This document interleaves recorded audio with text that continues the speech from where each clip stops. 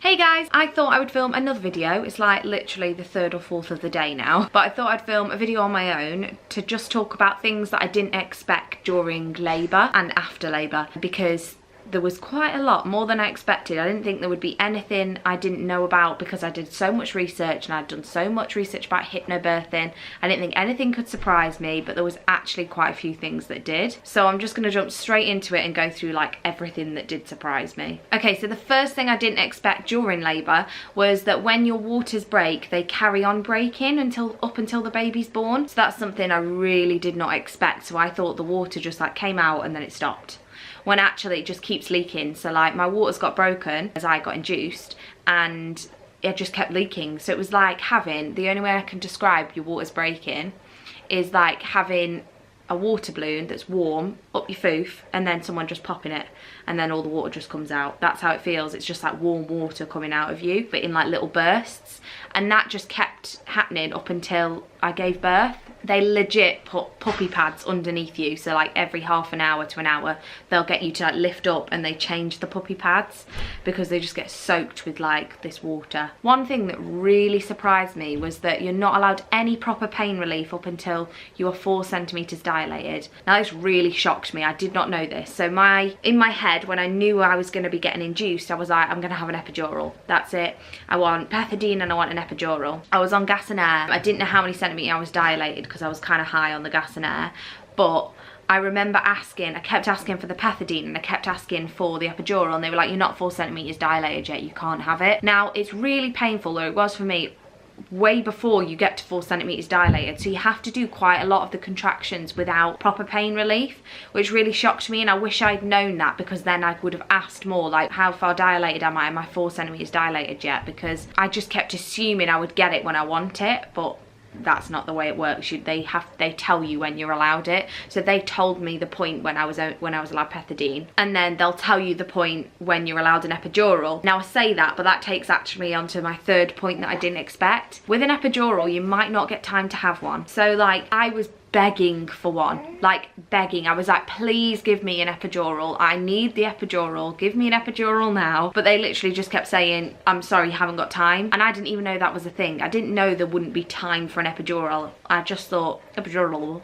said that weird, but I just thought if you wanted one, you'd get one. When I got to 4 centimeters dilated, that was when it was like really intense, and I was like, please, I want an epidural now. But they wouldn't give me one because they said it was too late, because the baby's head was already crowning. That all happened so fast, and it's just something that I didn't think could happen. I just thought you would get one if you wanted one, but no. I would say that my advice would be to ask for an epidural beforehand to make sure they know you want one, but that's exactly what I did because that's what I got told to do, and it didn't make a difference. I told them before they even broke my waters I want an epidural, but I never ended up getting one because it just happened quite quickly. So yeah, even if you plan for one, you might not get one. It's good to be prepared for that. Now you'll probably already know, if you're going to be going into labour or you've given birth before, that you do have to give birth to your placenta. Now I was aware of this, but everyone kept telling me it's easy and you'll be fine, and you get an injection anyway if you struggle getting it out. So when I had birthed Callow, they were like, right, you need to birth your placenta now. Would you like the injection to help? I was like, yeah, and it didn't do anything. This injection did nothing. It didn't cause a contraction. I was just literally lying there, and she was like, Beth, you're gonna have to push it out. Now at this point, when you've pushed out, I pushed out, I mean mine wasn't even big, but a 5 pound 10 baby out of a hole like this big, well it's stretched, I know, but out of a tiny hole, and you need stitches, because I needed internal and external stitches, and then they tell you to push something out again, you just do not want to. So that's something that really shocked me. I was like, I thought it was going to be an easy thing, but it really wasn't. I hated it. I cried at that point. It's the only time I cried. Actually, that's a lie. I cried for Mowgli during birth. My cat. I cried for my cat. But yeah, so I just didn't expect that at all, to actually have to properly push out the placenta because it was quite big. I mean, you might have, if you're going to be giving birth, you might have it easy and it might just slide out of you, but it didn't with me. One thing I was quite taken aback with was that I thought when you needed stitches after birth that you kind of have it a couple of hours later or even the next day. I didn't know you got them done like there and then, but you literally push out your baby, push out your placenta, and she comes in with the stitches. It's like straight away. Half of that is like really good, because in one way you're like still high if you've had jogs, you're still high off the gas and air or the placenta, oh not the placenta, ew, still high off the placenta, no, you're still high off the what's it called, pethidine, so that helps, and they do give you pain relief anyway. But the other half of it is really horrible, because you've just got your baby and now they're like, hold on a minute, let me stitch you up, and that takes ages. So Josh said it would took about 45 minutes, but I did have to have quite a lot because I had them internal,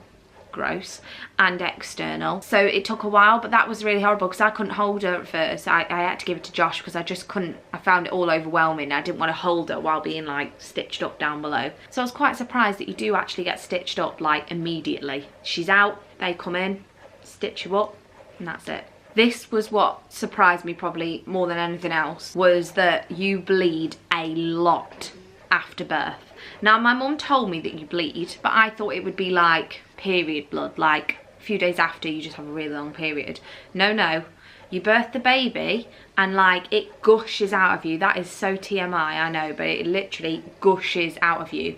It literally looks like someone's murdered you. It's like a bloodbath. I stood up and the blood, when I went for my first wee, 'cause you have to wee in a bucket for your first wee. I weed in this little bucket, cardboard bucket thing, and it was just full of blood, like this much blood. It doesn't hurt, by the way, and not to scare you, like it's not painful at all, it just feels like wee, but like this much blood in a bucket. I got in the bath, they have these big hydro baths at North Staffs Hospital, got in this bath and literally the bath was turning red because there's so much blood. And then I had like a really long period, heavy period for like 3-4 weeks, maybe 4 weeks after she was born, but I expected that part. It was just the initial after birth. I didn't expect to lose like that extreme amount of blood. I was changing a pad every hour. It was just insane. This is a point that I did speak about in my labour and delivery story video, but it surprised me that your partner's not allowed to stay. So Josh did have to go home and I had to have my first night alone with Callow, which is terrifying. When you've just given birth and you've never had a baby before, if it's your first, it's really scary to just be on your own in a hospital room, having to care for something that you don't know how to really. So yeah, that was kind of surprising. So it's common knowledge to majority of people, and I was aware, that your boobs, if you're not breastfeeding, after your baby's born, really swell up and they get really painful and they leak. So that's kind of like common knowledge, and it's something you do learn when you're pregnant anyway and you read about, so you do expect it. But the thing I didn't expect was that this happens every time your baby cries. So every time Callow would cry or was due a feed, my boobs would leak. Now that sounds really weird, and I don't know how this even works. It must be a hormonal thing or something. It's so weird. But literally every time she would cry, my boobs would like profusely leak. Is that the word? Profusely? Literally like soaking tops. And then she'd stop crying and they'd stop. That was a really, really surreal thing. I didn't even think that was even possible. Sorry if the camera angle's different. The camera ran out of battery, so I had to quickly charge it for a minute and then bring it back to finish the video. The loveliest thing that I didn't expect that happened was that what people say and what other mums tell you before you have your baby is that everything else comes just so naturally to you, and it really does. Like, I was so worried. I told all my family and all my friends now that all I ever said was, oh my god, I'm not going to be able to do it. What if I'm awful? I don't know how to look after a baby. I've never had a baby. I was basically like Rachel from Friends, but literally I can't tell you enough how it really does come naturally to you. The minute they kind of pop out, you just kind of know what to do, and it's so weird. I can't even explain it, but it's like you pick them up and you just know how to pick them up, and you feed them and you just know how to feed them. Their nappy needs doing, you just know how to change a nappy. It's just really weird, and you just know instantly how to look after them, and you do learn little tips and tricks and how to do things better along the way, but the initial first things that you need to do, they just come naturally to you. So if you are like expecting your first baby, honestly, don't worry like I did. Don't stress yourself out. Don't feel like you need to read baby books or go on the internet and research how to do things. You will learn along the way. And if there is anything you do struggle with, you've always got YouTube. Another thing that I would say was quite surprising was how protective you are straight away after having your baby. I mean, like, pops out, the head's out, feet aren't even out yet, and you're like, that's mine, do not touch it. You just get really, really protective. Like, you just want them all the time, and when I look at her, I just feel like fiercely protective over her. Like, if anything, anybody was to say anything about her, like, I'd just want to kill them. Like, I just love her so much. Like, the love is so deep that it's weird, and I don't think it's anything you can explain until you become a mum. But it's such a great feeling as well to feel that bond. It really makes you realise how much your parents love you when you have a child, because you realise how that type of love is so different to any other type of love. Like, I love Josh more than anything in the world, but the love for her is just, it's just as strong but so different. I can't explain it, it's weird, but yeah, you become fiercely protective over your children, like from the get-go. The last thing is actually a really cute thing. So one thing that I was really worried about was that it was gonna make me and Josh kind of not separate as in split up, as in like not be as close as a couple together. It's one thing I actually cried about several times before having Callow. Well, we are living proof of saying that it can actually bring you closer together.